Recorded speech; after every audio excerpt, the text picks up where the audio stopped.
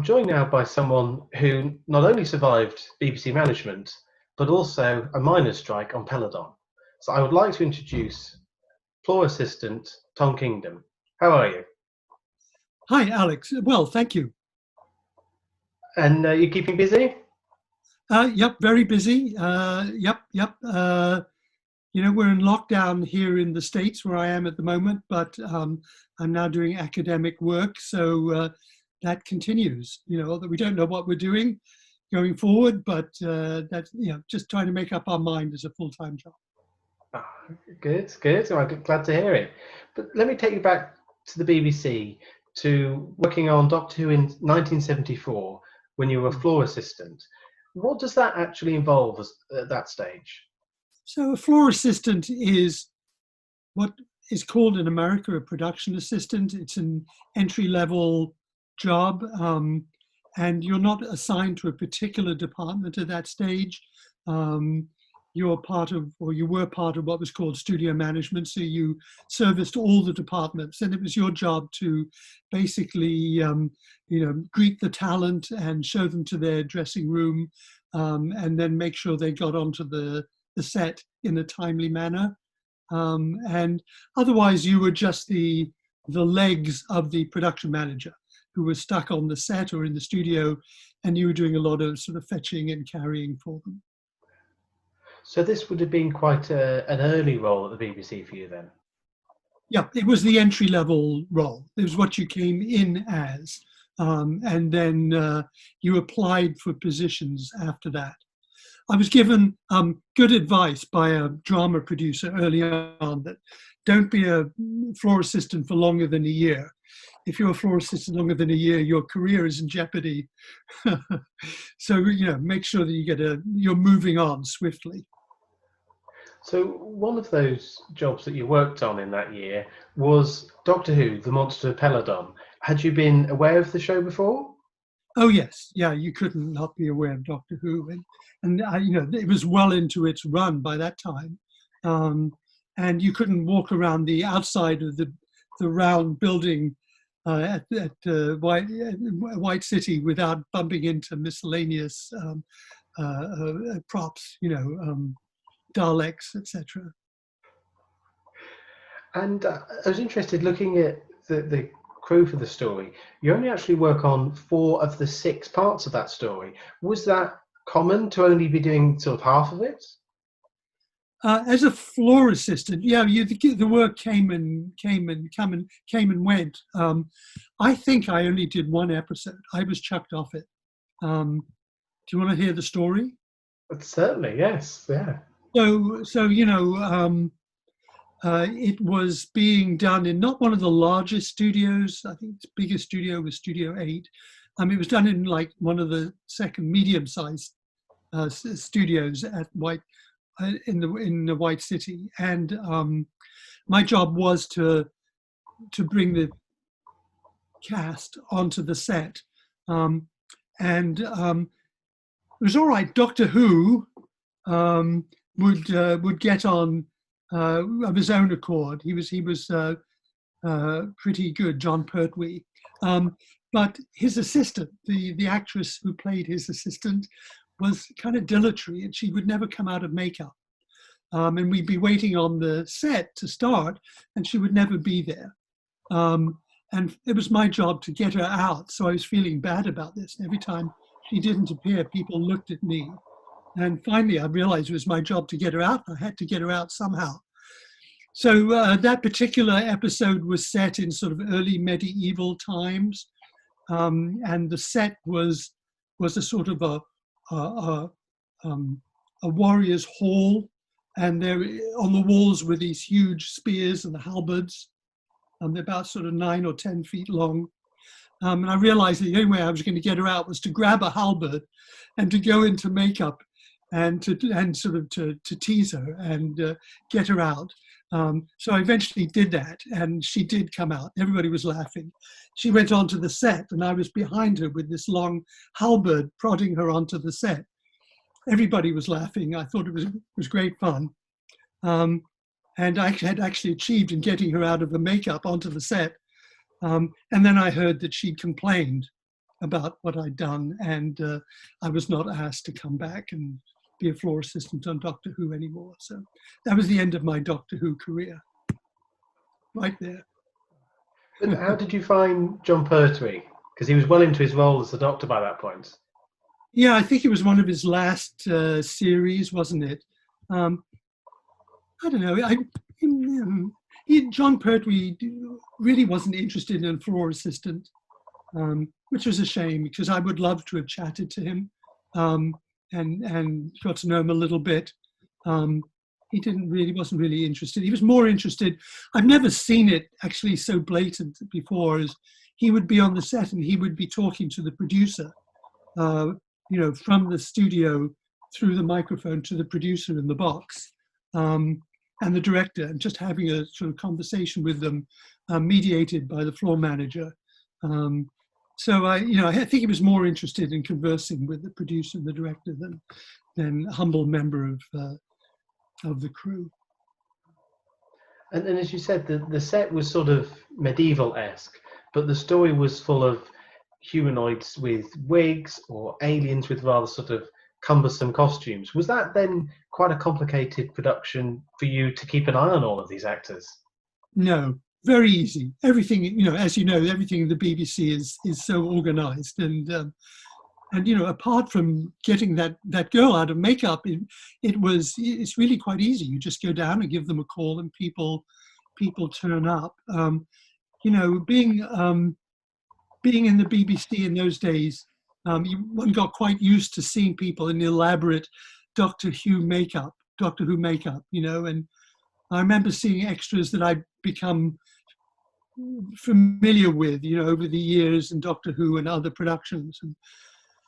But one didn't recognize them when they went into their Doctor Who makeup. And sometimes, they would appear in really looking completely repulsive with sort of worms and cankers all over them. And these were people who you were quite friendly with, but were, no longer wanted to associate with because they looked so disgusting. Particularly in the canteen, you dreaded they'd come and sit down next to you. But yeah, so it was quite fun. I mean, the makeup was a great element, wasn't it? Yeah, certainly very, very striking. And had you worked with the director, Lenny Mayne, before? No, I'd never worked with Lenny Mayne before because I knew of him. A consummate professional and a great body of work, but I've never worked with him before, and I don't think I worked with him again because he was a serial director, and I subsequently went into the plays or the film department, so I wasn't aware of coming across him again.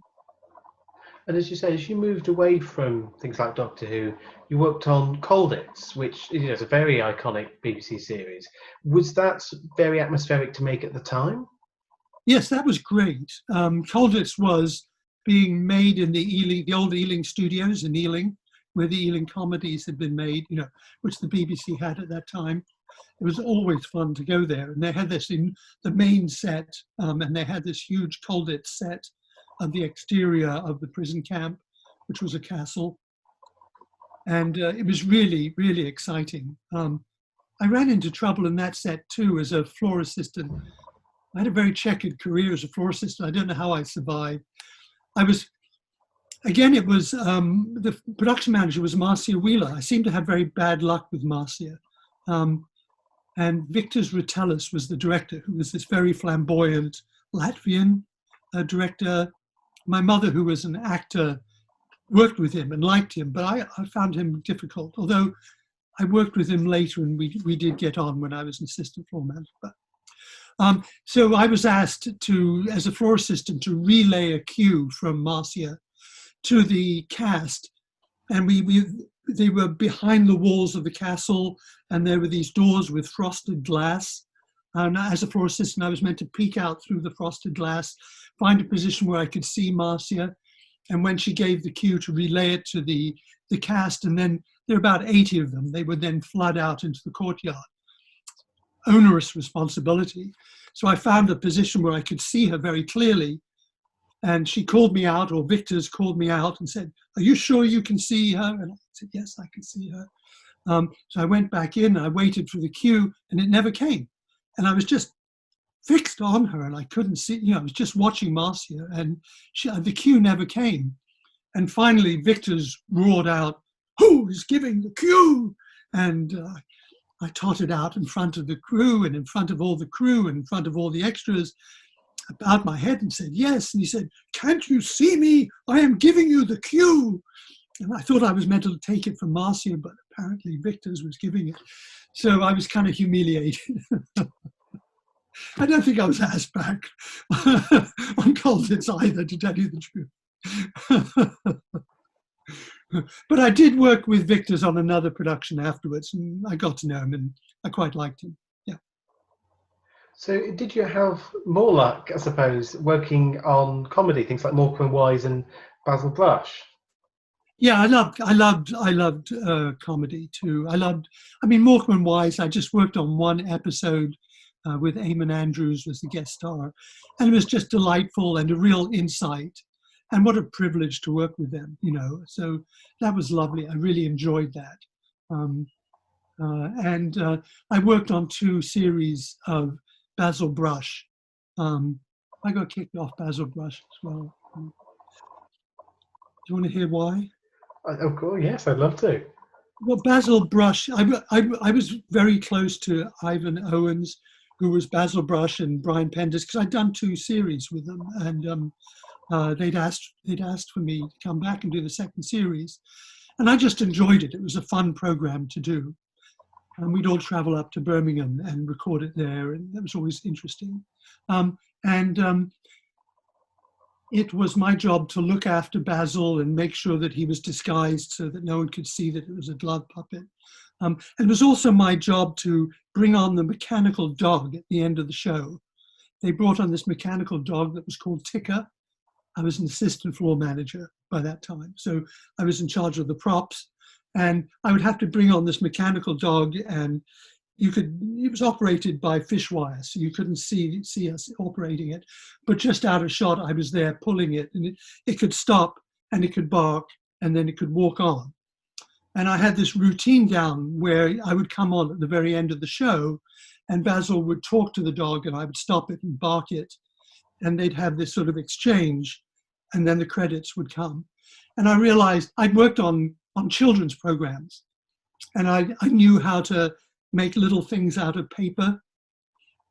And so I started making little items of clothing and dressing Ticker up. I put a little hat on him, and I'd come on, and Basil would remark about the little hat, and I'd put a little tie on him. Basil would make jokes about the tie, and I'd put a little suitcase on him, and Basil would say, "Where are you going, Ticker?" And so I thought it was all going very well.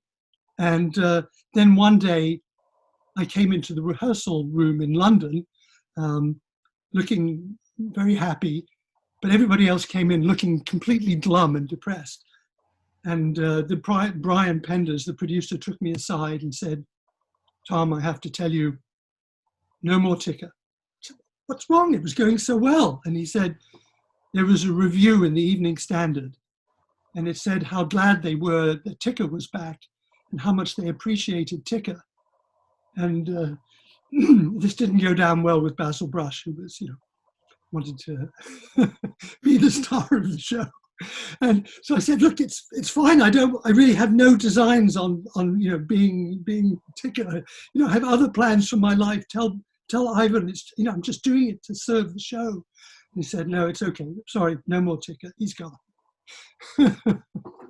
So that was the end of my Basil Brush career. You did make it to director, though, which I'm hoping was more successful. Yes, of course. So I had a lovely directing career. It lasted for about 14 years, most of it freelance. And I had a great time. I never got sacked as a director that I'm aware of. No, I had a good time as a director. And that brought you into contact with soap operas, Emmerdale, EastEnders, and Jupiter Moon. Yes. Yeah, so EastEnders was my favorite, and it was really hard work, and I really cut my teeth on that. Before that, I had been working in the plays and film department, dramatizing Royal Shakespeare productions, and then I had done my own theatre night production. But working for EastEnders really, I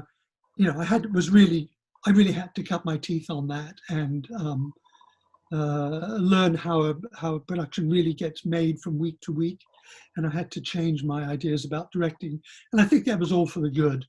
And I learned a huge amount, and I must have directed, 80 episodes at least over the years. And I was very fortunate enough to direct it early on, when it was really sort of breaking new ground, treating new subject matters, addressing identity politics, doing episodes on abortion and stuff like that. And it was really this feeling that you were doing, introducing new social matter to television, and it was really fascinating. And then one had to live as well, so I was happy to get work doing wherever it came from in other areas.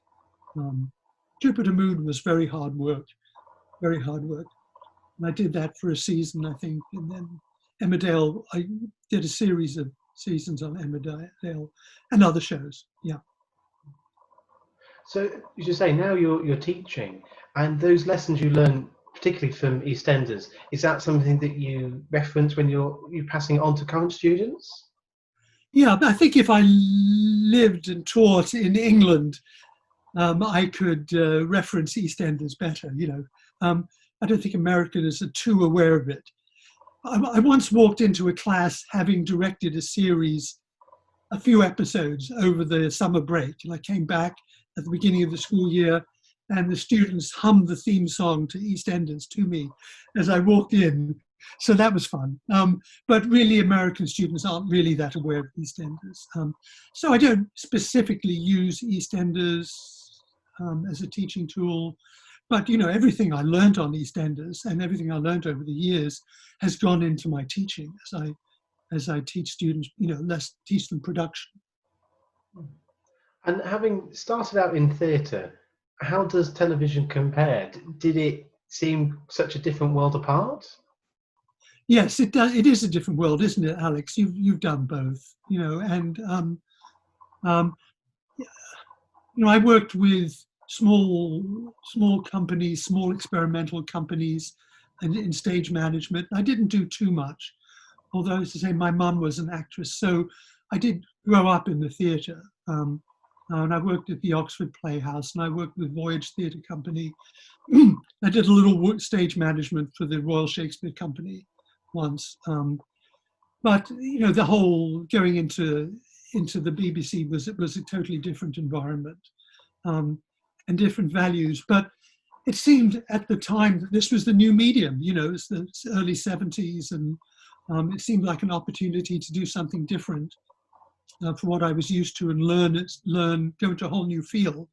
So I took it, and was very happy to do it. But it is somewhat different, isn't it? I mean, the whole thing is based around focusing on new material every day, rather than helping to perpetuate a run in the theatre. And in terms of, I suppose, both television and theatre, is there one particular production that you think was perhaps the most challenging, that you really benefited from having done? I think the highlight of my production management career was working with John Schlesinger on An Englishman Abroad, which was a movie, early 80s, that at that time won practically every BAFTA award going. I think it won 6 out of 7 BAFTA awards. It was a big hit, and was very gratifying to work with him and be part of that. Although I worked on a number of quite successful films as a production manager, and again, it was one marvelous experience. And then when I started directing, I worked with the Royal Shakespeare Company on some of their productions, directing them and working with the company and their director to transfer them to the screen. And I learned a huge amount there. And I learned there this kind of interest I have in taking stage productions and moving them to the screen. And it seemed like just the right thing for me to be doing at the time. And that was really fascinating. So we were taking established and successful RSC productions and transferring them to the screen, and in so doing, reworking them and re-rehearsing them and re-blocking them for the screen. And that was really fascinating, and I loved doing that. And then I got the opportunity to do one myself, and then I tried to bring that approach to all my subsequent work, to be an actors-centered director, you know, in my subsequent work. Well, on that note of a wonderfully varied and fascinating career, I'd just like to say thank you very much for your time, Tom. It's been a joy to talk to you. Thank you, Alex. It's been a pleasure.